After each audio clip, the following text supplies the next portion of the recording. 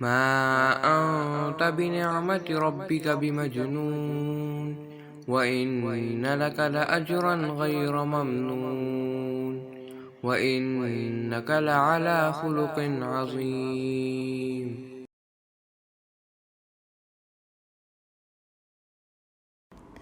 نحمده ونصلي على رسوله الكريم اما بعد فاعوذ بالله من الشيطان الرجيم بسم الله الرحمن الرحيم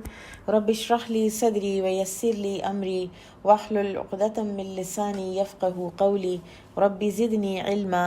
اللهم فقهنا في الدين اللهم اني اسالك ايمانا لا يرتد ونعيما لا ينفد ومرافقة محمد صلی اللہ علیہ وسلم فی اعلیٰ جنت الخلد آمین یا رب العالمین۔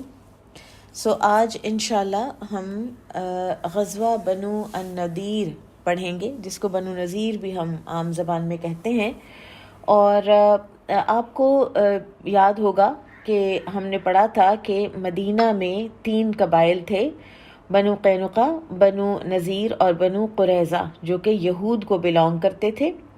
اور ان قبائل کا اپنا ایک مخصوص مذہب تھا، سویلائزیشن تھی، تمدن تھا، خاص ذہن تھا، مینٹیلٹی تھی، اپنا کلچر تھا۔ اور عام طور پر ان کے بارے میں جو خیال ہے وہ یہی ہے کہ انہیں فلسطین سے نکالا گیا تھا، اور ایک ان کا گروہ جو ہے وہ شام کی طرف، سیریا کی طرف بھاگ گیا، اور دوسرا گروہ ادھر آ گیا عرب پیننسولا میں، اور آ کر خیبر میں اور یثرب وغیرہ میں آ کر تو آباد ہو گیا۔ اور یہاں کے جو عرب قبائل تھے ان کے ساتھ ان کی دوستیاں بھی ہو گئیں، رشتہ داریاں بھی ہو گئیں۔ یہ بھی کہا جاتا ہے کہ یہاں پر خاص طور پر یہ اس لیے بھی آئے تھے کیونکہ ان کو یہ پکا یقین تھا کہ جو آخری نبی آنے والے ہیں وہ اسی سرزمین میں آنے والے ہیں، اور ان کو یہ بھی تھا کہ وہ انہی کی نسل سے ہوگا، اور اس نبی کے آنے کے بعد وہ ساری دنیا پر چھا جائیں گے۔ اور جب اللہ سبحانہ وتعالیٰ نے اپنے سب سے عظیم رسول محمد صلی اللہ علیہ وسلم کو مکہ کے خاندان بنو ہاشم میں پیدا کیا، تو یہ خبر جو ہے یہود کے لیے بہت ہی سخت تھی، بہت ہی ان کو جلن اور حسد محسوس ہوا، اور ان کی ساری امیدوں پر پانی پھر گیا۔ اور یہاں سے ان کی جو اسلام دشمنی اور اسلام کا حسد اور نبی صلی اللہ علیہ وسلم سے عناد اور حسد وہ شروع ہوا، اور پھر وہ آہستہ آہستہ بڑھتا بڑھتا وہ ایک بڑی کھلی دشمنی میں تبدیل ہو گیا۔ جب آپ صلی اللہ علیہ وسلم مکہ سے مدینہ تشریف لائے ہیں تو آپ کو یاد ہوگا کہ مواخات کی تھی انصار اور مہاجرین کے درمیان، اور آپ صلی اللہ علیہ وسلم نے یہود کے ساتھ بھی انتہائی کریمانہ اخلاق کا مظاہرہ فرمایا تھا، اور آپ نے ان کو ان کی آزادی دی تھی کہ یہ اپنی مارکیٹ پلیسز اور اپنی شادیاں اور اپنے سارے جو تمدن ہے اس کو یہ پریکٹس کر سکتے ہیں، مذہبی آزادی بھی ساری ان کو حاصل تھی۔ اگر یہ نبی صلی اللہ علیہ وسلم کے ساتھ کچھ کھلے دل کا مظاہرہ کرتے اور یہ مدینہ میں اپنے آپ کو ایک اچھا جیسے سوک سینس والا شہری ہوتا ہے وہ بنا کے رکھتے، تو یہ ایک بڑی ہی اچھی سی زندگی گزار سکتے تھے۔ لیکن ان کے دلوں سے اسلام کی دشمنی نہ نکلی، اور انہوں نے نبی صلی اللہ علیہ وسلم کے حسن سلوک کے بدلے میں بھی برا سلوک کیا، مشرکین کے ساتھ، مکہ کے مشرکین کے ساتھ ساز باز کرتے رہے، ان کو بار بار انہوں نے بلایا، ان کو انہوں نے جگہ دی، ان کو انہوں نے پرووک کیا کہ آؤ اور آ کے تو لڑو، اور ہر دفعہ یہ ان کو انکریج ہی کرتے تھے مشرکین مکہ کو۔ پھر آپ کو یاد ہوگا کہ بنو قینقاع جو ہیں ان کو جلا وطن کیا گیا تھا، کیونکہ وہ ایک آگ جلی تھی غزوہ بدر کے بعد، کہ انہوں نے کہا کہ اچھا تو یہ تو کفار سے اگر جیت گئے ہیں تو یہ کوئی اتنے نہ اپنے آپ کو سمجھیں، کیونکہ جنگ تو ہمیں آتی ہے اور ہم ہیں جنگجو لوگ، اور یہ کیا جانے کفار مکہ کے ساتھ جنگ کر کے اگر یہ جیت گئے ہیں تو یہ مت سمجھیں کہ یہ کوئی بہت بڑے کارنامہ انہوں نے کیا ہے۔ اور پھر وہ جو ایک مسلمان خاتون کی انہوں نے بے حرمتی کی، پھر ایک مسلمان جو ہیں وہ وہاں پر شہید بھی ہوئے، ایک یہودی قتل بھی ہوا، اور اس کے بعد آپ کو یاد ہوگا کہ بنو قینقاع کو جلا وطن کیا گیا۔ اب یہ دوسرا جو قبیلہ تھا بنو نذیر کا، تو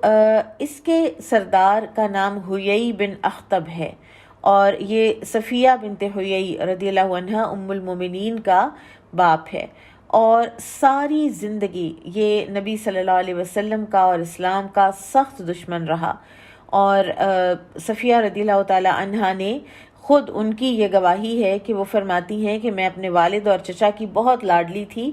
اور جب بھی وہ گھر آتے اور میں ان کے بھاگ کے ہم سب بچے جاتے تو وہ مجھے گود میں اٹھاتے، دوسرے بچوں کو بلکہ نہیں اٹھاتے تھے۔ تو رسول اللہ صلی اللہ علیہ وسلم جب مدینہ تشریف لائے تو صفیہ رضی اللہ عنہ فرماتی ہیں کہ ایک دن میرے والد اور میرے چچا سارا دن گھر سے باہر رہنے کے بعد غروب آفتاب کے وقت واپس آئے اور نہایت تھکے ماندے، افسردہ اور غمگین تھے۔ تو میرے چچا نے میرے والد سے پوچھا کہ کیا یہ وہی ہے؟ تو میرے والد نے کہا کہ ہاں، یہ اللہ کی قسم یہ وہی ہے۔ تو میرے چچا نے کہا کہ پھر کیا کرنا ہے؟ تو میرے والد نے کہا کہ جب تک میری زندگی ہے میں اس وقت تک اس انسان کی دشمنی ہی کروں گا۔ تو یہ ایک گواہی ہے جو اسٹریٹ ہمیں صفیہ رضی اللہ تعالی عنہ نے دی، جو کہ انہوں نے خود اپنے کانوں سے سنا تھا۔ یہ جو بنو نذیر ہیں، ان کا جو معرکہ ہے، ان کے ساتھ جو ان کی جلاوطنی والا جو سارا واقعہ ہے، یہ ربیع الاول سن 4 ہجری میں پیش آیا ہے، اور یہ غزوہ جو ہے یہ جلاوطنی جو ہے یہ یا غزوہ بنو نذیر یہ جنگ احد کے 6 مہینے کے بعد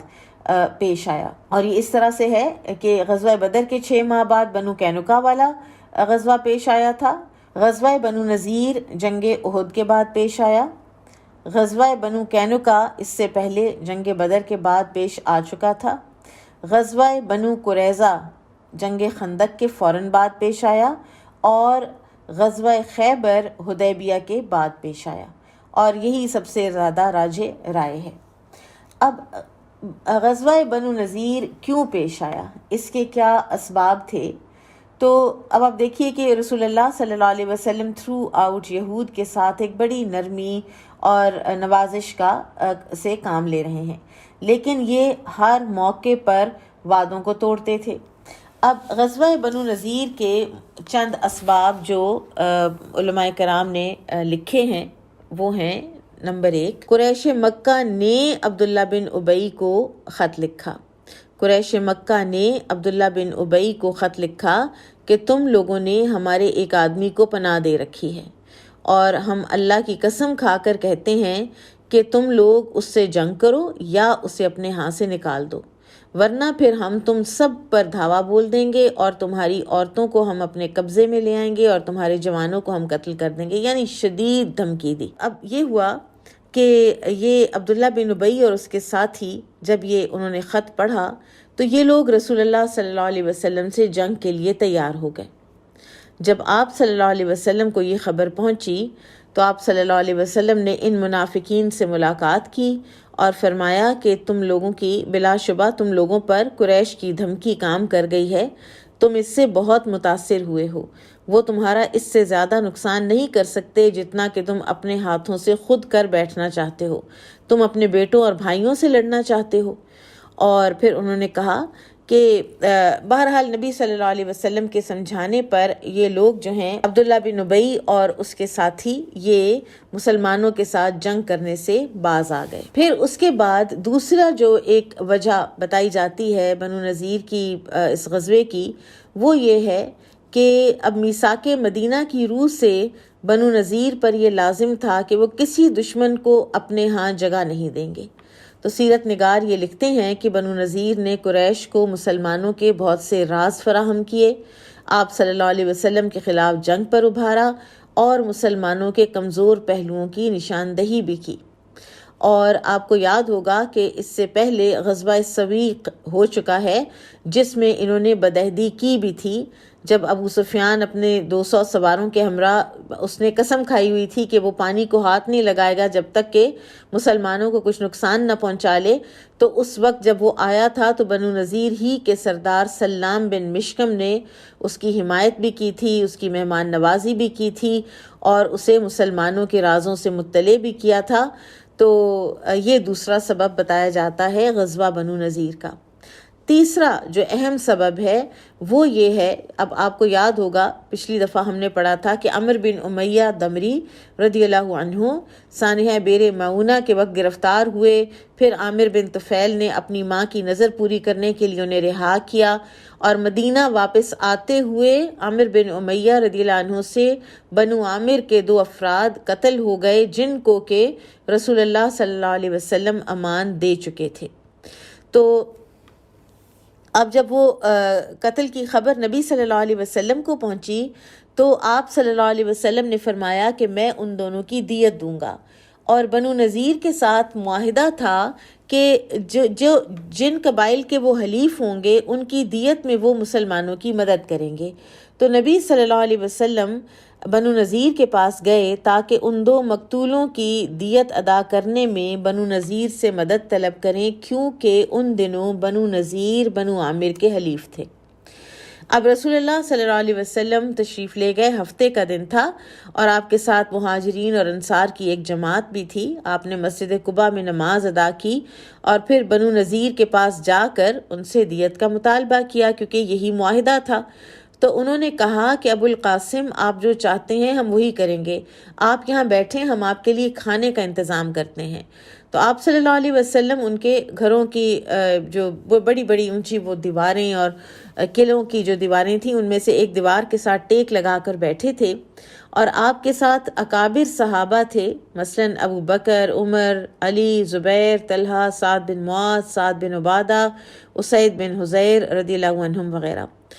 اب یہودی جب گئے نبی صلی اللہ علیہ وسلم کی کوئی دعوت کا انتظام کرنے تو تنہائی میں ان کو پھر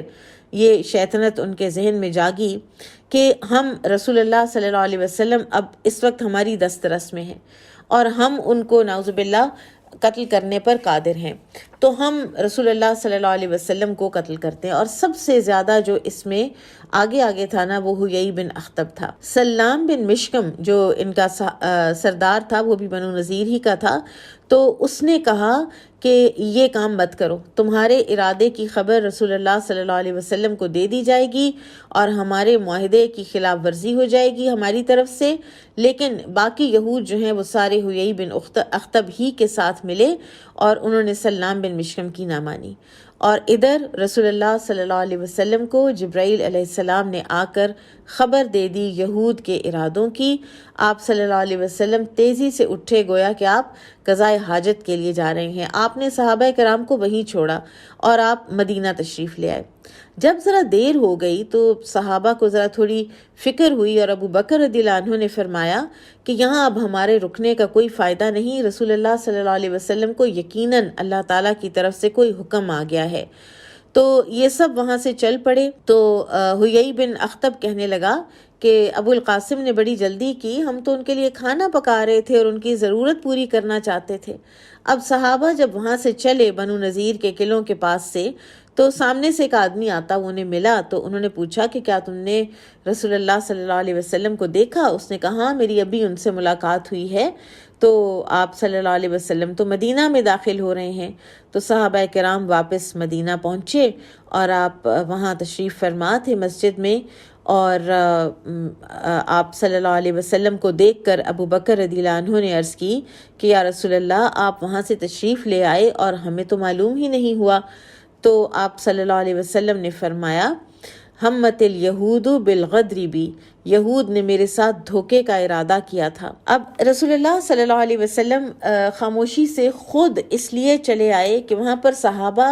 کسی قسم کا کوئی پینک نہ کریٹ ہو، کسی قسم کی کوئی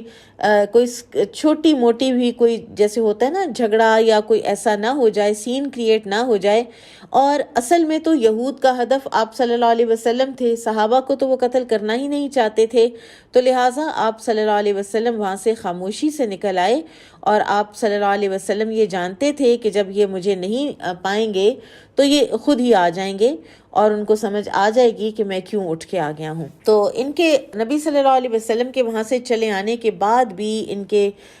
بہت سے جو علماء تھے، ان میں ایک بہت بڑا ان کا عالم تھا کنانہ بن سوریہ، اور وہ بھی بہت زیادہ ان کو کرتا رہا لعنت ملامت کہ یہ تم لوگوں نے کیا کیا، تم لوگوں کو ایسے نہیں کرنا چاہیے تھا. اور سلام بن مشکم بھی بار بار کہتا رہا کہ یہ ہم نے غلط کیا ہے. یعنی انہیں اندازہ تھا کہ یہ ساری ڈیٹیل اس لیے بتائی جا رہی ہے کہ انہیں اندازہ تھا کہ وہ کتنا بڑا ایک آفنس کر رہے ہیں. ایک سٹیٹ کے ساتھ کیا ہوا معاہدہ اور ایک سٹیٹس مین ان کے پاس آیا ہوا اور سٹیٹس مین کو قتل کرنے کا ارادہ کرنا اور پھر اس کے لیے پوری پلاننگ کر لینا، یہ کوئی عام بات نہیں تھی. آپ آج بھی کسی بھی یہ جو انٹرنیشنل لاز ہیں ان کو دیکھیں نا آپ کے، یہ جو ڈپلومیٹک لاز جو ہوتے ہیں، کوئی ڈپلومیٹ کسی کے ملک میں چلا جائے تو اس کو تو بلکہ امیونٹی مل جاتی ہے کہ اس کو تو کوئی اس کی گاڑی کے نیچے بھی آ جائے تو کوئی اس کو کچھ کہہ نہیں سکتا. تو کہاں یہ کہ آپ ایک گھر آئے ہوئے اسٹیٹس مین کو غداری کے ساتھ قتل کرنے کا ارادہ کریں، تو اس کے سارے جو بڑے بڑے لوگ تھے نا، ان کو پتا تھا کہ اب ہمارے ساتھ کچھ برا ہی ہونا ہے. پھر نبی صلی اللہ علیہ وسلم نے اپنے صحابی محمد بن مسلمہ رضی اللہ عنہ کو بلا بھیجا. فرمایا کہ بنو نذیر کے یہود کے پاس جاؤ اور ان سے کہنا کہ مجھے رسول اللہ صلی اللہ علیہ وسلم نے تمہاری طرف یہ پیغام دے کر بھیجا ہے کہ تم اس کے شہر سے نکل جاؤ. محمد بن مسلمہ جو ہیں وہ بنو نذیر کے پاس آئے اور ان کو جا کے پیغام دے دیا کہ تم نبی صلی اللہ علیہ وسلم فرما رہے ہیں کہ میرے علاقے سے نکل جاؤ، تم لوگوں نے مجھے دھوکہ دیا، عہد شکنی کی، میرے قتل کی سازش کی، اور پوری جو چٹان گرانے کی بھی جو بات ہے، ان میں سے ایک یہودی تھا عمر بن جہاش جو کہتا تھا کہ میں اپنے گھر کے اوپر جا کے وہاں سے اوپر سے چٹان پھینکوں گا. اب یہ ساری بات سن کر یہ یہود جو ہیں یہ بالکل چپ ہو گئے. سارا سچ تھا، ایک لفظ بھی نہ کہہ سکے اپنے ڈیفینس میں. تو پھر محمد بن مسلمہ رضی اللہ عنہ نے ان سے کہا کہ رسول اللہ صلی اللہ علیہ وسلم نے یہ حکم بھی دیا ہے کہ میرے علاقے سے نکل جاؤ اور میں تمہیں 10 دن کی مہلت دیتا ہوں، اور اس کے بعد اگر کوئی مجھے نظر آیا تو میں اس کی گردن اڑا دوں گا. تو یہود جو تھے بنو نذیر کے تو محمد بن مسلمہ سے کہنے لگے. اب محمد بن مسلمہ جو ہیں یہ قبیلہ اوس کے ہیں، اور یہ قبیلہ اوس جو ہے یہ بنو نذیر کا حلیف تھا. تو یہ کہنے لگے کہ ہم تو سوچ بھی نہیں سکتے تھے کہ اوس قبیلے کا کوئی شخص ہمارے پاس اس طرح کا پیغام لے کر آئے گا. تو محمد بن مسلمہ رضی اللہ عنہ نے جواب دیا کہ دل بدل چکے ہیں، اسلام نے اوس اور بنو نذیر کے درمیان جاہلیت میں ہونے والے تمام معاہدے ختم کر دیے ہیں. اب ایسے میں جو بنو نذیر ہیں ان کے پاس تو اور کوئی چارہ نہیں تھا، تو انہوں نے مدینہ چھوڑنے کی تیاری شروع کر دی اور جلا وطنی کا حکم قبول کر لیا. اب ادھر عبداللہ بن ابی جو تھا رئیس المنافقین، اس کو بڑی تکلیف ہوئی اور وہ آیا انہیں تسلی دینے کے لیے اور کہنے لگا کہ تم لوگ اپنے گھروں سے مت نکلو اور اپنے قلعوں ہی میں مقیم رہو، اور میرے پاس عربوں کے 2000 جنگجو ہیں، میرے پاس پوری ایک آرمی ہے. تو جب مسلمان تمہارے اوپر اٹیک کریں تو میری آرمی تمہارا دفاع کرے گی، اپنی جانیں دے دیں گے وہ تمہارا دفاع کرنے کے لیے، اور بنو قریظہ کے یہود بھی تمہاری مدد کریں گے، اور قبیلہ غطفان کے حلیف بھی تمہارے ساتھ آ جائیں گے، اور تم نکالے گئے تو ہم بھی نکلیں گے. عبداللہ بن ابی ہے یہ مسلسل حیی بن اخطب کو اس طرح کے پیغامات بھیجتا رہا، اور اس سے یہود کو حوصلہ مل گیا. اور حیی بن اخطب نے پھر کہا کہ میں تو ڈٹ جاؤں گا. اب یہ سارا کیا دھرا اسی شخص ایک کا تھا. اب سلام بن مشکم نے اس وقت بھی اس کو سمجھایا کہ تمہارے نفس نے تمہیں دھوکے میں ڈالا ہے، کہ اب جو محمد صلی اللہ علیہ وسلم نے ہمیں اتنی امان دے دی ہے نا کہ ہمیں وہ کہہ رہے ہیں کہ شہر سے نکل جاؤ، تو ہمیں چپ کر کے نکل جانا چاہیے، ابن ابی کی باتوں میں مت آؤ، اور یہ تمہاری کسی قسم کی مدد نہیں کرے گا. جب جنگ ہوگی تو یہ اپنے گھر میں بیٹھا رہے گا. اور یہی ہوا کہ بنو قینقاع کے وقت بھی اس نے یہی کیا تھا. یہ سلام بن مشکم نے کہا کہ بنو قینقاع کی باری بھی اس نے کہا تھا کہ یہ آئے گا، لیکن اس نے تب بھی بدعہدی کی تھی اور نہ کوئی اس نے جنگ کی اور نہ کوئی اس نے مدد کی. لیکن حیی بن اخطب اتنا وہ ایک بائسڈ اور پریجڈسڈ اور شدید دشمن تھا کہ وہ پھر بھی نہ مانا. پھر عبداللہ بن ابی نے بنو قریظہ کے سردار کعب بن اسد کو پیغام بھیجا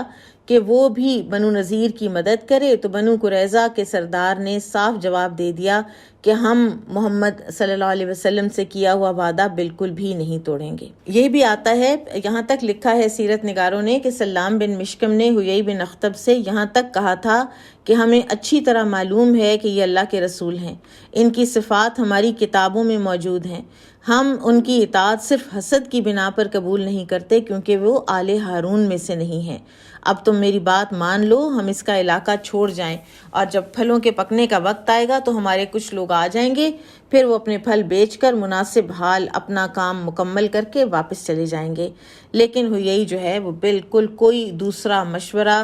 سوائے اس کے کہ وہ ڈٹ جاتا نبی صلی اللہ علیہ وسلم کے آگے، کوئی اور مشورہ وہ قبول ہی نہیں کر رہا تھا۔ پھر رسول اللہ صلی اللہ علیہ وسلم کی طرف سے بھی غزوہ کی تیاری ہونے لگی، اور پھر یہودی جو ہیں ادھر سے اپنی تیاری کر رہے تھے۔ یہود نے ایک قاصد، حیی بن اخطب نے اپنا بھائی ایک قاصد کے طور پر عبداللہ بن ابی کے پاس بھیجا، اور عبداللہ بن ابی اس وقت اپنے سرداروں اور حلیفوں کے ساتھ بڑی مجلس سجا کے یہ بیٹھا کرتا تھا۔ تو یہ یہودی آیا عبداللہ بن ابی سے مدد مانگنے، اور عبداللہ بن ابی اپنے گھر تھا اس وقت، اور عین اس وقت اس نے دیکھا، اس یہودی نے، کہ عبداللہ بن ابی کا اپنا بیٹا عبداللہ بن ابی وہ رضی اللہ عنہ وہ آئے ہیں اور اپنی زرہ پہنی، تلوار پکڑی اور تیزی سے باہر نکل گئے ہیں۔ تو یہ جو یہودی قاصد تھا، اس نے دیکھا کہ عبداللہ بن ابی کے سامنے اس کا بیٹا سارا اسلحہ پہن کر وہ مسلمانوں کی طرف جا رہا ہے اور مسلمانوں کے ساتھ مل کر یہود کے اگینسٹ جنگ لڑنے لگا ہے، تو وہ ساری عبداللہ بن ابی کے تعاون کی امید کھو بیٹھا، اور اس نے کہا کہ اس کو تو اپنے گھر پر بھی اختیار نہیں ہے، یہ کہاں سے اتنے سارے لوگ لے کر آئے گا اور یہ کیسے ہماری مدد کرے گا۔ وہ تیزی سے نکلا اور حیی کے پاس گیا اور اس کو بتایا کہ سارا شر ہی شر ہمارا انتظار کر رہا ہے، اور جب محمد صلی اللہ علیہ وسلم کو تمہارا یہ پیغام ملا ہے کہ تم ڈٹ جانے والے ہو، تو انہوں نے نعرہ بلند کیا اللہ اکبر کا، اور انہوں نے کہا حاربت الیہود، یہود تو لڑائی پر آمادہ ہو گئے ہیں۔ لیکن حیی کے کان پر پھر بھی کوئی جوں تک نہ رینگی، اور اس نے کہا کہ ہم تو بالکل بھی نہیں جائیں گے یہاں سے، ہم یہاں سے نہیں نکلیں گے۔ اور یہ ایک بہت ہی نازک وقت تھا مسلمانوں کے لیے۔ مسلمان بہرحال کوئی بڑی جنگ جو ہے وہ نہ چھیڑنا چاہتے تھے، نہ کرنا چاہتے تھے، اس کا انجام بہت خطرناک ہو سکتا تھا، اور اس وقت یہ حالات ایسے تھے کہ احد کا زخم ابھی تازہ تھا اور سارا عرب مسلمانوں کے خلاف تھا، اور مسلمانوں کے دو بڑے تبلیغی وفد جو ہیں وہ عربوں کے قبائل بے دریغ اور بے دردی سے قتل کر چکے تھے، اور بے قصور بے گناہوں کو قتل کر چکے تھے۔ تو ایسے میں بنو نذیر جیسے طاقتور قبیلے پر ہاتھ ڈالنا آسان نہیں تھا، اور وہ بھی اب جو ڈٹ چکے تھے، تو لیکن اب مسلمانوں کو کچھ تو کرنا تھا، تو لہٰذا اب جلاوطنی جب انہوں نے قبول نہیں کی تو مسلمان اب واپسی اپنا جو ارادہ ہے اس کو بدل تو نہیں سکتے تھے، تو اس لیے پھر اسلامی لشکر نے پیش قدمی کی، اور نبی اکرم صلی اللہ علیہ وسلم نے بنو نذیر کے علاقے میں جا کر عصر کی نماز پڑھی۔ اب جیسا کہ آپ کو میں نے بتایا کہ بنو قریظہ جو ہیں انہوں نے بھی بنو نذیر سے علیحدگی اختیار کر لی تھی، نہ کوئی انہوں نے ان کو مدد بھیجی، نہ کوئی اسلحہ بھیجا، اور نہ ہی کوئی اپنے لوگ بھیجے، اور عبداللہ بن ابی بھی بڑے سکون سے اپنے گھر بیٹھا رہا، اور بنو نذیر کو سمجھ آ گئی کہ ان کو سب نے چھوڑ دیا ہے، اور سلام بن مشکم اور کنانہ بن سوریہ نے حیی کو طنز کر کے کہا کہ کدھر ہے ابو ابن ابی جس کی مدد کا تجھے بڑا مان تھا؟ تو حیی کہنے لگا اب میں کیا کروں، یہ مصیبت تو ہمارے مقدر میں لکھی جا چکی ہے۔ اب ادھر قرآن میں جو سورۃ الحشر ہے اس میں پھر منافقین کی مذمت میں آیات نازل ہوئیں۔ اللہ سبحانہ وتعالیٰ نے فرمایا أَلَمْ تَرَ إِلَى الَّذِينَ نَافَقُوا يَقُولُونَ لِإِخْوَانِهِمُ الَّذِينَ كَفَرُوا مِنْ أَهْلِ الْكِتَابِ لئن اخرجتم لنخرجن معکم ولا نطیع فیکم احدا ابدا وان قوتلتم لننصرنکم واللہ یشہد انہم لکاذبون لئن اخرجوا لا یخرجون معہم ولئن قوتلوا لا ینصرونہم ولئن نصروہم لیولن الادبار ثم لا ینصرون۔ کہ اے نبی صلی اللہ علیہ وسلم، کیا آپ نے وہ لوگ نہیں دیکھے جنہوں نے منافقت کی؟ وہ اپنے ان بھائیوں سے جو اہل کتاب میں سے کافر ہو گئے کہتے ہیں یقیناً اگر تم مدینہ سے نکالے گئے تو ہم ضرور تمہارے ساتھ نکلیں گے اور ہم تمہارے معاملے میں کبھی کسی کی اطاعت قبول نہیں کریں گے، اور اگر تم سے لڑائی کی گئی تو ہم ضرور تمہاری مدد کریں گے، اور اللہ گواہی دیتا ہے کہ بے شک وہ جھوٹے ہیں۔ اگر وہ یہود نکالے گئے تو یہ منافقین ان کے ساتھ نہیں نکلیں گے، اور اگر ان سے لڑائی کی گئی تو یہ ان کی مدد نہیں کریں گے، اور اگر ان کی مدد کو پہنچے بھی تو ضرور پیٹھ پھیر کر بھاگ جائیں گے، پھر ان کی مدد نہیں کی جائے گی۔ یعنی قرآن نے سارا ان کا پول کھول دیا کہ ان کے سارے وعدے جھوٹے ہیں۔ پھر اسی طرح سے جو منافقین اور یہود کا آپس کا برتاؤ ہے، اب بظاہر تو یہ مسلمانوں کو یہ نظر آ رہا تھا نا کہ یہ سب اکٹھے ہیں، تو اللہ سبحانہ و تعالیٰ نے سورہ حشر ہی میں نازل فرمائی یہ آیات کہ تحسبہم جمیعا وقلوبہم شتیٰ، آپ انہیں اکٹھے سمجھتے ہیں لیکن ان کے دل آپس میں بالکل جدا جدا ہیں، کٹے ہوئے ہیں، یہ اکٹھے نہیں ہیں۔ پھر نبی صلی اللہ علیہ وسلم نے بنو نذیر کے قلعوں کا محاصرہ کر لیا، اور یہ شب و روز بنو نذیر کے محاصرے میں نبی صلی اللہ علیہ وسلم خود بھی موجود تھے اور اسلامی لشکر بھی محاصرہ کیے ہوئے تھا۔ اب ایسے میں بنو نذیر جو ہیں یہ اپنے قلعوں کی فصیلوں سے پتھر اور تیر برساتے تھے، اور ان کے قلعے جو ہیں ان کے آگے گھنے کھجوروں کے باغات تھے، اور یہ جو کھجوروں کے باغات تھے یہ ایک طرح سے بنو نذیر کی ڈھال بنے ہوئے تھے۔ تو ایسے میں آپ صلی اللہ علیہ وسلم نے ان درختوں کو کاٹ کر جلا دینے کا حکم دیا۔ اب جب بنو نذیر نے اپنے کھجوروں کے باغ کٹتے دیکھے اور جلتے دیکھے تو ان کی عورتیں بھی ماتم کرنے لگیں، گریبان چاک کرنے لگیں، واویلا کر دیا، اور ساتھ ہی پروپیگنڈا شروع ہو گیا کہ ایک طرف تو سلامتی اور امن کی بات کرتے ہیں، دوسری طرف سے یہ تو ہرے بھرے کھیتوں کو بھی نہیں چھوڑتے۔ تو انہوں نے پھر بنو نذیر نے جب اتنا اپنا مالی نقصان ہوتا دیکھا، اور انہوں نے نبی کریم صلی اللہ علیہ وسلم کو پیغام بھیجا کہ یا رسول اللہ آپ تو بڑی شان اور عظمت والے ہیں، یعنی اے محمد کہا کرتے تھے یہ، اے محمد صلی اللہ علیہ وسلم آپ تو بڑی شان اور عظمت والے ہیں، آپ تو زمین میں فساد سے منع فرماتے ہیں، تو آپ خود کھجوروں کے باغات جلانے اور کاٹنے کا حکم کیوں دے رہے ہیں؟ تو اللہ سبحانہ و تعالیٰ نے یہود کے واویلے کے جواب میں یہ آیت نازل فرمائی ما قطعتم من لینۃ او ترکتموها قائمۃ علی اصولها فبإذن اللہ ولیخزی الفاسقین۔ تم نے جو بھی کھجور کا درخت کاٹا یا اسے اس کی جڑوں پر کھڑا چھوڑ دیا تو یہ اللہ کے حکم سے ہے تاکہ وہ نافرمانوں کو رسوا کر دے۔ اور یہ بھی کہا جاتا ہے کہ عبداللہ بن عباس رضی اللہ تعالیٰ عنہ نے فرمایا کہ مسلمانوں نے جب بنو نذیر کے کھجوروں کے درخت کاٹے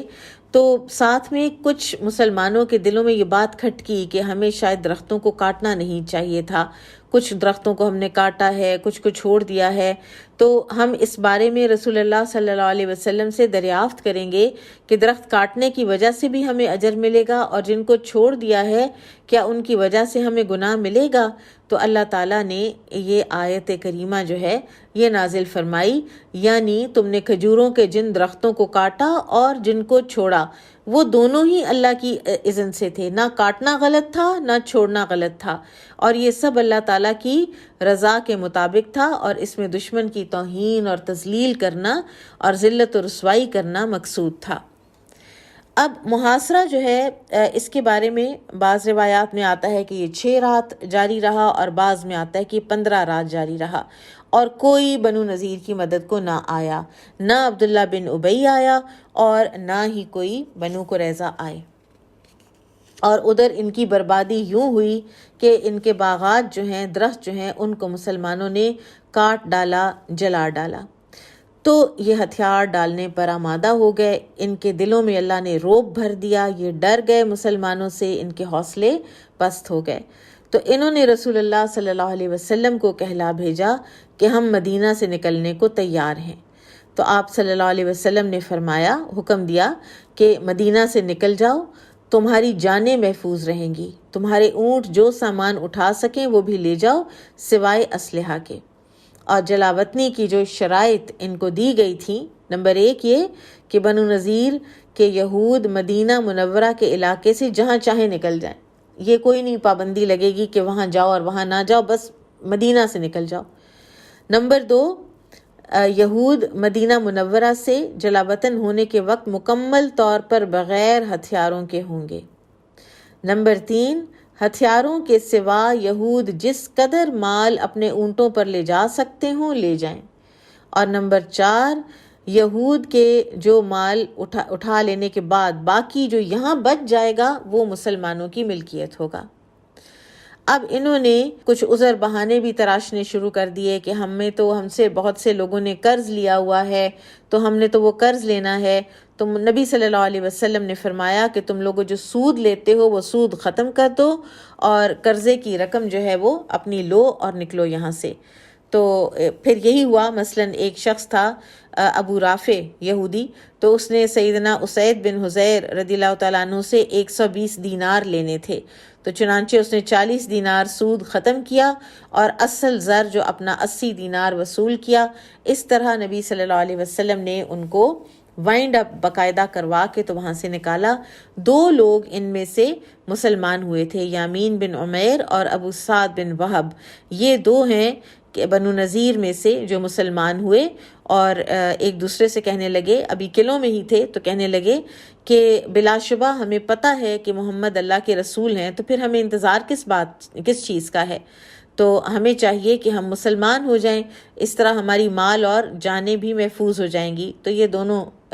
قلعے سے نکلے تھے رات کی تاریکی میں، اور آ کر انہوں نے اسلام قبول کر لیا تھا، اور یہ مدینہ ہی میں رہ گئے تھے۔ رہا وہ شخص کہ جس نے کہا تھا کہ میں اپنے مکان کی چھت سے اوپر سے چٹان نما ایک پتھر جو ہے وہ گراؤں گا، عمر بن جہاش، تو انہی میں سے یامین بن عمیر نے جا کر اس کو قتل کیا تھا۔ اور یہ جو یہود ہیں، اب ان کو یہ ہوا کہ ہم یہ دکھائیں کہ ہمیں تو کوئی پرواہ ہی نہیں ہے، ہم تو بڑی خوشی خوشی یہاں سے جا رہے ہیں۔ تو انہوں نے کیونکہ یہ سب سے زیادہ مالدار قبیلہ تھا یہود میں سے بھی، تو انہوں نے اپنے 600 اونٹ جو ہیں وہ لادے، سامان جو ہے وہ یہ دیکھا کہ قیمت کس کی زیادہ ہے، بوجھ کم اور قیمت زیادہ والے جو سامان ہے اس کو لادا اونٹوں پر۔ سونا چاندی یہ لوگ جمع کرنے کے بہت حریص تھے، تو کہا جاتا ہے کہ اکیلے ایک سلام بن ابی الحقیق جو ہے، اس نے اپنے ساتھ بیل کے چمڑے سے بنا ایک بورا اٹھایا جو سونے اور چاندی سے بھرا ہوا تھا، اور وہ مدینہ سے نکلتے وقت سونے چاندی سے بھرے ہوئے چمڑے کے بورے پر ہاتھ مارتا اور مسلمانوں کو دھمکی آمیز غصہ جھاڑتے ہوئے کہتا کہ ہم نے اسے زمین کو زیر و زبر کرنے کے لیے تیار کیا ہے، یعنی تم لوگ ٹھہر جاؤ، ہم تمہیں چھوڑیں گے نہیں، یعنی یہ طاقت ساری ہم تمہارے خلاف استعمال کریں گے۔ پھر جو قرآن میں سورۃ الحشر میں ہی اللہ سبحانہ وتعالیٰ نے فرمایا، یخربون بیوتہم بایدیہم وایدی المؤمنین فاعتبروا یا اولی الابصار، وہ اپنے گھروں کو اپنے ہاتھوں اجاڑتے تھے اور مومنوں کے ہاتھوں بھی، بس اے آنکھوں والو عبرت حاصل کرو۔ یعنی وہ جو گھر اتنے بنائے ہوئے تھے اتنے شوق سے، ان سب کو یہ خود بگاڑ کے اس لیے توڑ رہے تھے کہ ہمارے بعد جو چیزیں یہاں رہ جائیں وہ اس طرح کی نہ ہوں اعلیٰ اور عمدہ کہ مسلمان ان کو بڑے آرام سے استعمال کر سکیں، تو ان کو ہم خراب کر جائیں۔ سبحان اللہ، اللہ تعالیٰ نے اس طرح ان کو بے بس کیا، اور نکلتے ہوئے جو ہیں انہوں نے اپنی عورتوں کو باقاعدہ دلہن بنایا ہوا تھا اور زیورات پہنائے ہوئے تھے، اور ان کے آگے آگے ان کی گلوکارائیں جو ہیں وہ دف بجا رہی تھیں اور گانے گا رہی تھیں، اور اس طرح یہ لوگ نکلے کہ ہمیں تو کوئی پرواہ ہی نہیں ہے۔ اور یہ سب کے سب جو ہیں انہوں نے ایک جگہ کا رخ نہیں کیا، کچھ جو ہیں وہ شام کی طرف نکل گئے اور میجورٹی خیبر چلی گئی، اور خیبر مدینہ منورہ سے تقریباً 155 کلومیٹرز دور ہے، اور یہاں پر جو آلریڈی لوگ رہتے تھے وہ واریئرز تھے، مسلح جنگجو لوگ تھے، اور تقریباً 10,000 لوگ یہاں پہ پہلے رہتے تھے، اور قلعے تھے یہاں پر بہت بڑے بڑے، اور یہ علاقہ بھی زرعی دولت سے مالا مال تھا۔ اب یہ جو بنو نذیر ہیں یہ تمام یہود کے لیڈرز مانے جاتے تھے، تمام قبائل کے لیڈرز مانے جاتے تھے، کیونکہ یہ اپنی لینیج کو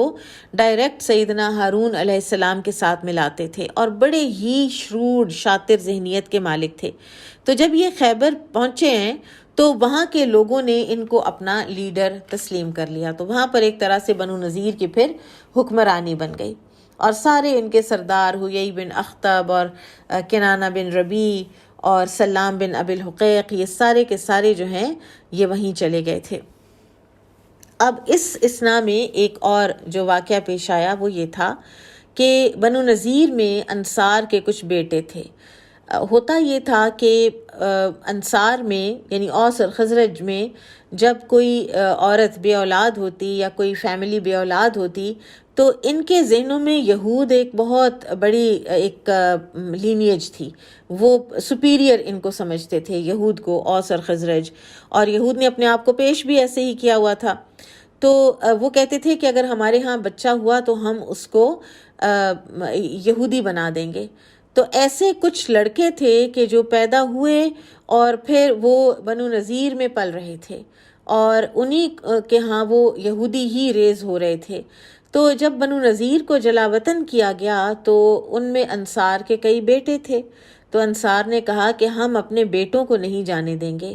تو پھر اللہ سبحانہ وتعالیٰ نے یہ آیت نازل فرمائی تھی، لا اکراہ فی الدین قد تبین الرشد من الغی فمن یکفر بالطاغوت ویؤمن باللہ فقد استمسک بالعروۃ الوثقی لا انفصام لها واللہ سمیع علیم۔ دین میں کوئی زبردستی نہیں، ہدایت گمراہی سے واضح ہو چکی ہے، پھر جو شخص طاغوت کا انکار کرے اور اللہ پر ایمان لے آئے تو یقیناً اس نے ایک مضبوط کڑا تھام لیا جو ٹوٹنے والا نہیں، اور اللہ خوب سننے والا خوب جاننے والا ہے۔ تو لہٰذا وہ لڑکے بھی گئے۔ کہا جاتا ہے کہ شاید کچھ ایک دو تھے کہ جو مسلمان ہوئے اور ادھر رک گئے، ورنہ بیسکلی وہ سب گئے، اور بنو نذیر کے چلے جانے کے بعد ان کے مال، ان کا اسلحہ، باغات، زمینیں، ہر چیز رسول اللہ صلی اللہ علیہ وسلم نے اپنے قبضے میں لیا۔ ہتھیاروں میں 50 زرہیں، 50 خود، 340 تلواریں تھیں، اور یہ مال غنیمت نہیں تھا، یہ مال فے تھا۔ اور فے جو ہے یہ وہ مال کہ جو کفار سے لڑائی اور اونٹ گھوڑے دوڑائے بغیر حاصل کیا جائے، جیسا کہ بنو نذیر سے یہ اموال حاصل کیے گئے تھے۔ گو کہ مسلمان گھروں سے نکلے، محاصرہ کیا، لیکن ایک پراپر لڑائی نہیں لڑی، بلکہ اللہ تعالیٰ نے یہود کے دلوں میں اپنے رسول صلی اللہ علیہ وسلم کی ہیبت اور رعب ڈال دیا تھا، اور اس طرح اللہ تعالیٰ نے اپنے نبی کو ان کا مال دلوایا۔ تو اب یہ جو ہے یہ مال غنیمت کے طور پر تقسیم نہیں ہوا تھا، یہ مال فے تھا، اور اس کی تقسیم کا طریقہ فرق تھا۔ اور اللہ سبحانہ وتعالیٰ نے اس کا تذکرہ یوں فرمایا، وَمَا أَفَاءَ اللَّهُ عَلَى رَسُولِهِ مِنْهُمْ فَمَا أَوْجَفْتُمْ عَلَيْهِ مِنْ خَيْلٍ وَلَا رِكَابٍ وَلَكِنَّ اللَّهَ يُسَلِّطُ رُسُلَهُ عَلَى مَنْ يَشَاءُ وَاللَّهُ عَلَى كُلِّ شَيْءٍ قَدِيرٌ۔ اور اللہ نے ان یعنی بنو نذیر سے اپنے رسول کی طرف جو مال لوٹایا تو اس کے لیے تم نے گھوڑے اور اونٹ نہیں دوڑائے، لیکن اللہ تعالیٰ اپنے رسولوں کو مسلط کرتا ہے جس پر چاہتا ہے، اور اللہ ہر چیز پر خوب قادر ہے۔ پھر رسول اللہ صلی اللہ علیہ وسلم نے جب یہ اتنا ڈھیر مال آیا تو آپ صلی اللہ علیہ وسلم نے یہ مال جو ہے یہ مہاجرین میں تقسیم فرمایا، اور انصار کو اس میں سے کچھ نہ دیا۔ اور ایک انصاری صحابی ثابت بن قیس بن شماس ہیں، ان سے کہا کہ اپنی قوم کو اکٹھا کرو، تو انہوں نے پوچھا یا رسول اللہ صرف خزرج کو؟ تو آپ نے فرمایا نہیں، تمام کو، یعنی انصار کو، سارے اوس، سارے خزرج۔ تو جب سارے اوس خزرج آ گئے تو آپ صلی اللہ علیہ وسلم نے ان سے فرمایا کہ اگر تم چاہو تو یہ جو بنو نذیر والا مال اللہ کی طرف سے مجھے ملا ہے، میں اس کو تمہارے اور مہاجرین دونوں کے درمیان تقسیم کر دوں، اور مہاجرین جس طرح پہلے سے تمہارے مکان اور مال بھی استعمال کر رہے ہیں وہ بھی کرتے رہیں گے، لیکن اگر تم چاہو تو میں یہ مال ان کو دے دیتا ہوں اور جو تم لوگوں نے ان کو دے رکھا ہے وہ واپس کر دیتے ہیں۔ تو آپ ذرا انصار کا رپلائی سنیے۔ سعد بن عبادہ اور سعد بن معاذ دونوں سردار، ایک خزرج کے اور ایک اوس کے، کہنے لگے کہ اے اللہ کے رسول، آپ یہ مال مہاجرین میں تقسیم فرما دیں، اور وہ جو ہم نے ان کو دیا تھا جب وہ ہجرت کر کے آئے تھے وہ بھی وہ لیے رکھیں۔ اور اس پر تمام انصار نے رضامندی کا اظہار کیا کہ ہم اللہ کے رسول کے فیصلے پر راضی ہیں اور ہمیں ان کا فیصلہ منظور ہے۔ اس پر رسول اللہ صلی اللہ علیہ وسلم بہت خوش ہوئے، اور آپ صلی اللہ علیہ وسلم نے انہیں دعا دیتے ہوئے فرمایا، اللہم ارحم الانصار و ابناء الانصار، اے اللہ انصار اور ان کی اولادوں پر اپنا رحم فرما۔ اور پھر آپ صلی اللہ علیہ وسلم نے وہ اموال مہاجرین میں تقسیم کر دیے۔ صرف 2 انصار تھے جو کہ انتہائی فقر و فاقہ اور تنگ دستی کی زندگی گزار رہے تھے، ابو دجانہ اور سہل بن حنیف۔ ان 2 کو آپ صلی اللہ علیہ وسلم نے بنو نذیر کی مال فے میں سے کچھ نہ کچھ دیا تھا۔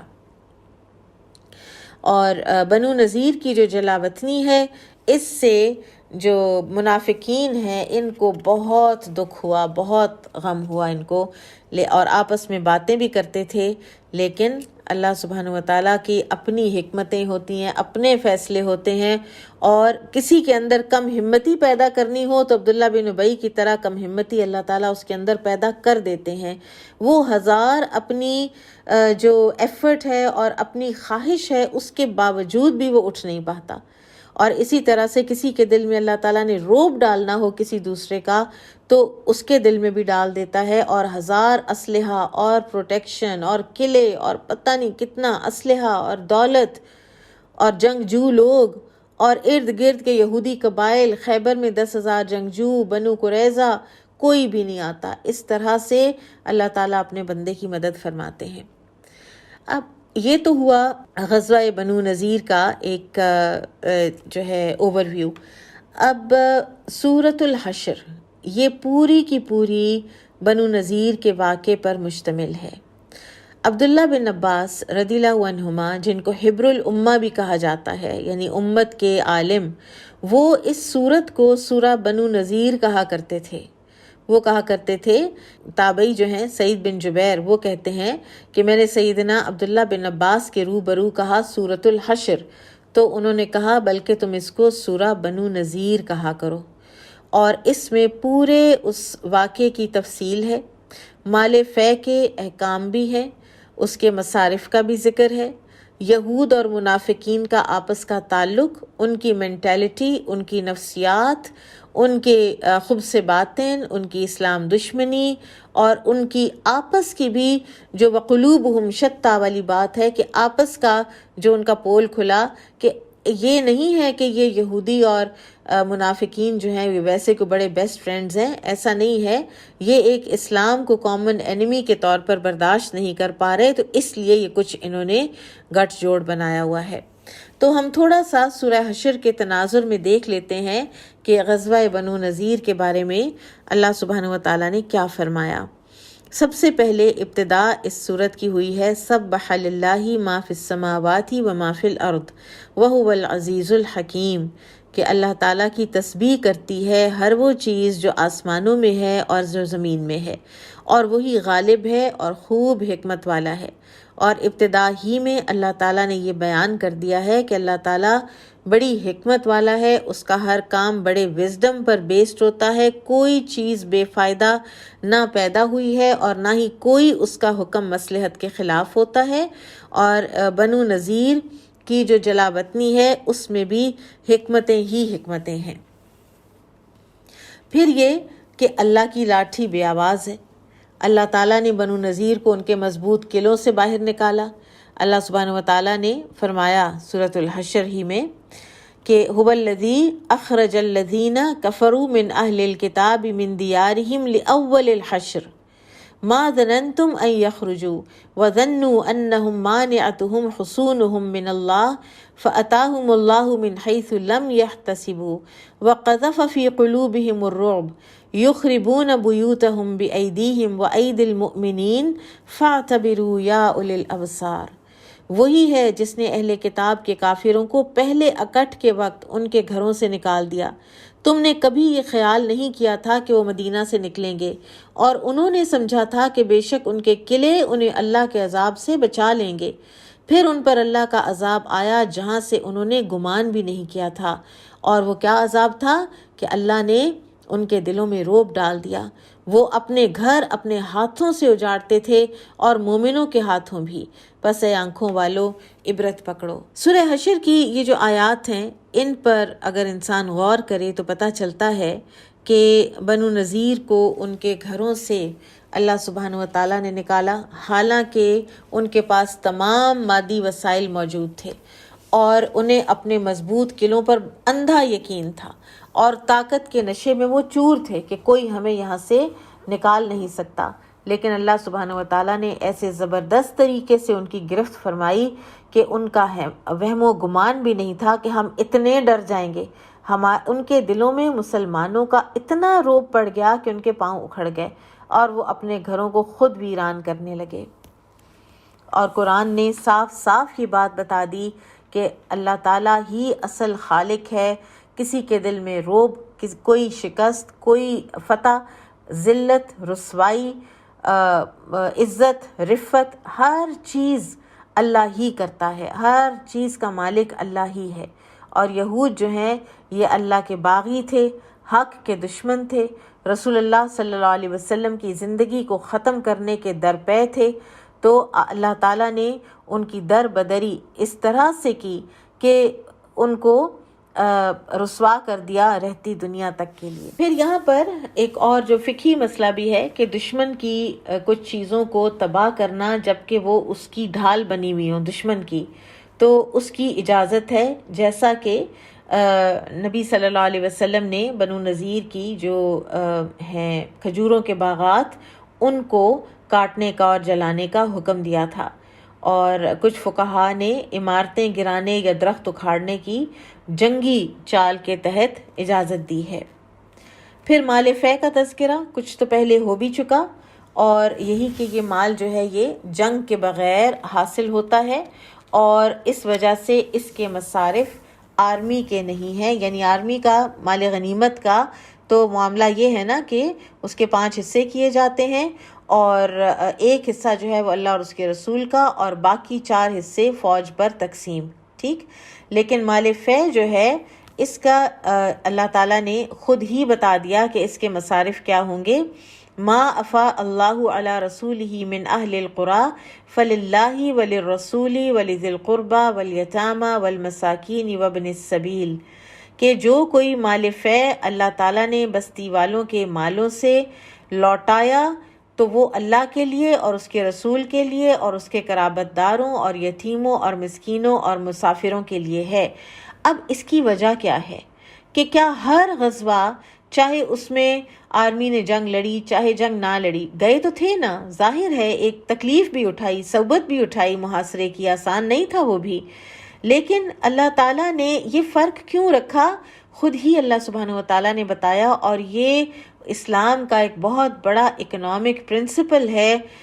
کَإِ لَا يَكُونَ دُولَةً بَيْنَ الْأَغْنِيَاءِ مِنْكُمْ، تاکہ وہ مال تمہارے دولت مندوں ہی کے درمیان گردش نہ کرتا رہے۔ پھر تو بس آرمی ہی امیر سے امیر تر ہوتی چلی جائے گی، اور پھر ایک تو یہ کہ امیر تر ہوتا چلا جائے گا، غریب کے لیے اپرچونٹیز کم ہوتی چلی جائیں گی، اور دوسرے پھر یہ بھی ہوتا ہے کہ فوجیں اگر بہت زیادہ امیر اور سہل پسند ہو جائیں تو پھر ان سے لڑا بھی نہیں جاتا۔ تو یہ باقاعدہ ایک مالی پالیسی تھی، ایک اکنامک پالیسی تھی جو غزوہ بنو نذیر کے بعد اللہ سبحانہ و تعالیٰ نے عائد کی، اور جس کو کہ انصار نے بالکل بہت بخوشی خندہ پیشانی کے ساتھ قبول فرمایا۔ اور پھر اللہ سبحانہ و تعالیٰ نے مال فے کے مستحق جو مہاجرین ہیں ان کے بارے میں فرمایا سورہ حشر ہی میں للفقراء المہاجرین الذین اخرجوا من دیارہم واموالہم یبتغون فضلا من اللہ ورضوانا وینصرون اللہ ورسولہ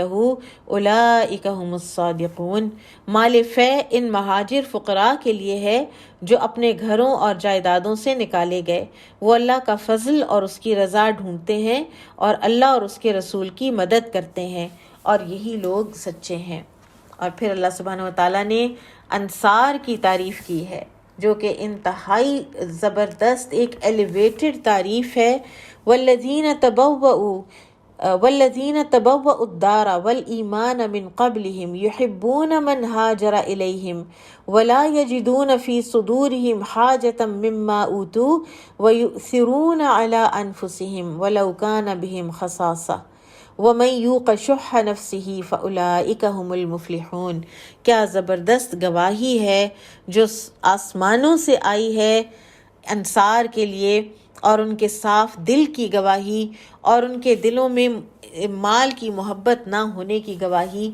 کہ اللہ سبحانہ وتعالیٰ فرماتے ہیں کہ جنہوں نے مدینہ کو گھر بنا لیا تھا اور ان مہاجرین سے پہلے ایمان لا چکے تھے، وہ انصار ان سے محبت کرتے ہیں جو ان کی طرف ہجرت کرے، اور وہ اپنے دلوں میں اس مال کی کوئی حاجت نہیں پاتے جو مہاجرین کو دیا جائے، اور اپنی ذات پر ان کو ترجیح دیتے ہیں۔ اپنے آپ پر پرائورٹائز کرنا جو ہے یہ بہت بڑی بات ہوتی ہے، اگرچہ خود انہیں سخت ضرورت ہو۔ اور جو کوئی اپنے نفس کے لالچ سے بچا لیا گیا تو وہی لوگ فلاح پانے والے ہیں۔ اور یہی جو تھا مال فے کے بعد جو اکنامک پالیسی تھی، یہ ایک معاشی عدل کی بھی بنیاد پڑی اس پالیسی کی وجہ سے۔ اب یہاں پر دوبارہ اللہ سبحانہ وتعالیٰ سورہ حشر ہی کے جو آگے آیات جو اللہ نے نازل فرمائیں، وہ منافقین اور یہود مدینہ کے آپس کے جو رویے ہیں وہ ان کے حوالے سے ہیں، کہ بنو نذیر کے یہود نے بنو قینقاع کے انجام سے کچھ نہ سیکھا،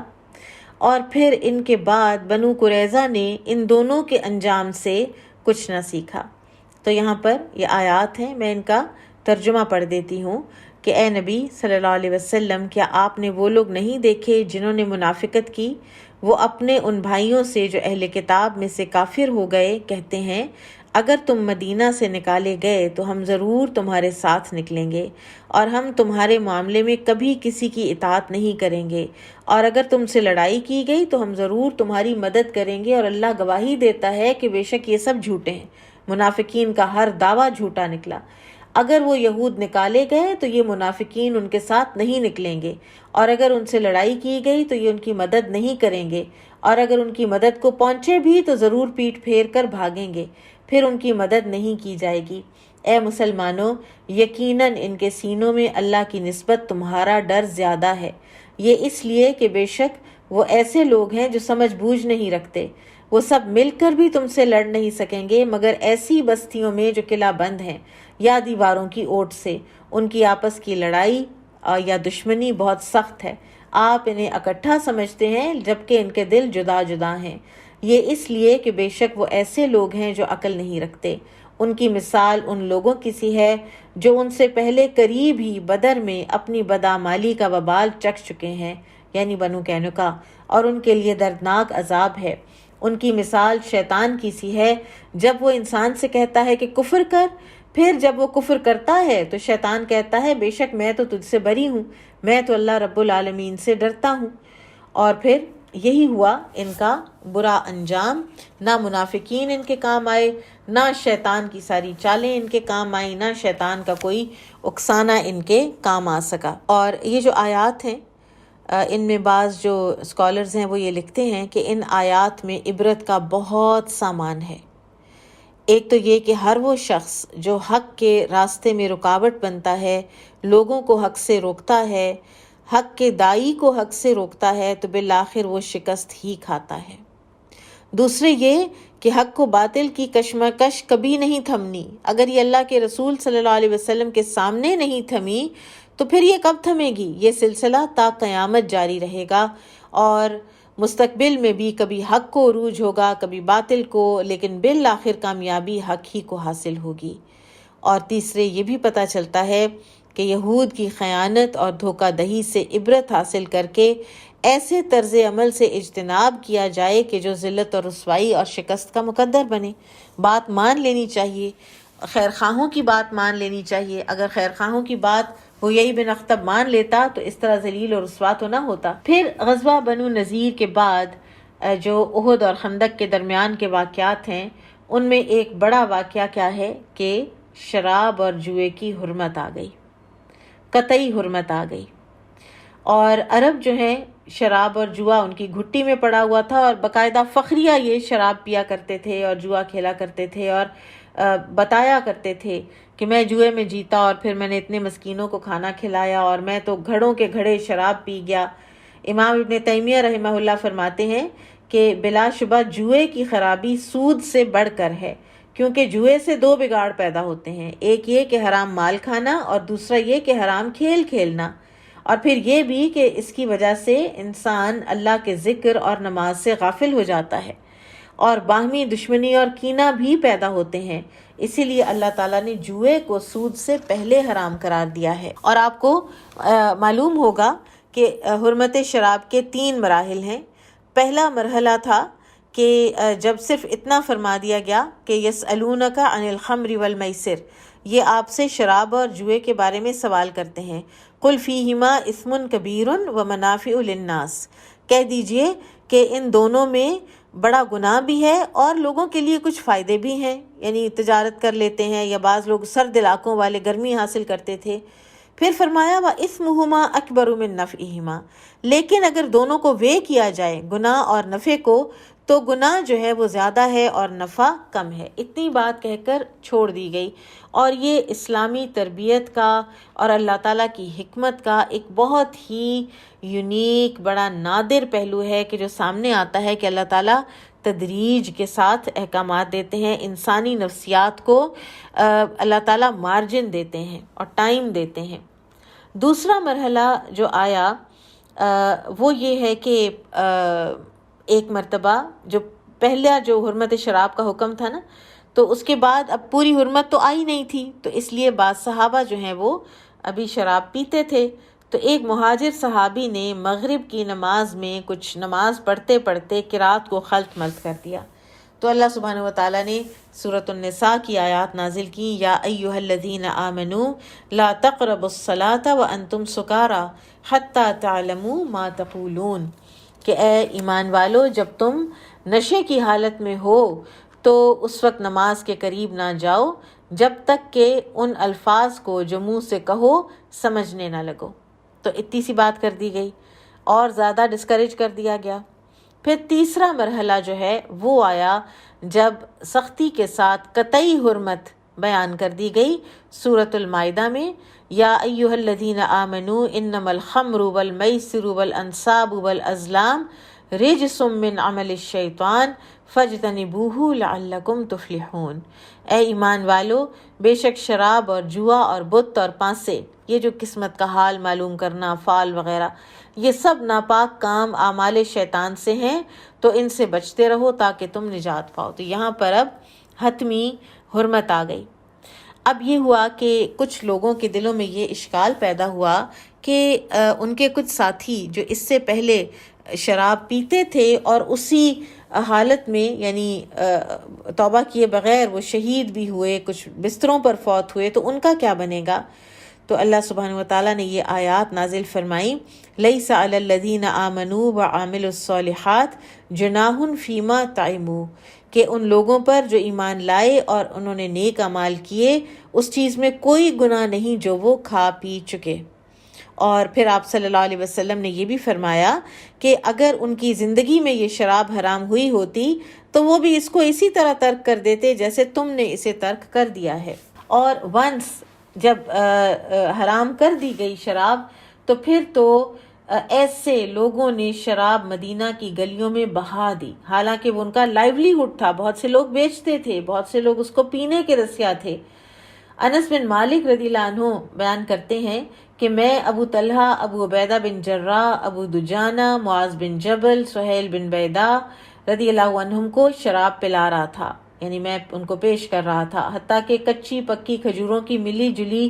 شراب کی وجہ سے ان کے سر جھومنے لگے، تو میں نے آواز سنی کہ ایک شخص اعلان کر رہا تھا کہ خبردار، شراب حرام قرار دے دی گئی ہے۔ تو اس محفل میں کسی کے اندر آنے یا باہر جانے سے پہلے ہم نے شراب گرا دی، مٹکے توڑ دیے، بعض نے وضو کیا اور بعض نے غسل کیا، پھر ام سلیم رضی اللہ عنہا سے لے کر ہم نے خوشبو بھی استعمال کی، اور ہم ابو طلحہ کے گھر سے نکلے تو شراب مدینہ کی گلیوں میں بہہ رہی تھی۔ پھر ہم سب مسجد چلے گئے تو وہاں دیکھا کہ رسول اللہ صلی اللہ علیہ وسلم یہی آیات تلاوت فرما رہے تھے، یا ایھا الذین آمنوا انما الخمر والمیسر والانصاب والازلام رجس من عمل الشیطان فاجتنبوہ لعلکم تفلحون، سورۃ المائدہ آیت 90 and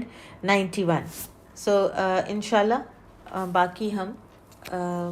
نیکسٹ ویک کریں گے، نیکسٹ کلاس میں کریں گے انشاءاللہ۔ بارک اللہ فیکم، سبحانک اللہم و بحمدک، اشہد ان لا الہ الا انت، استغفرک و اتوب الیک۔ السلام علیکم و رحمۃ اللہ وبرکاتہ۔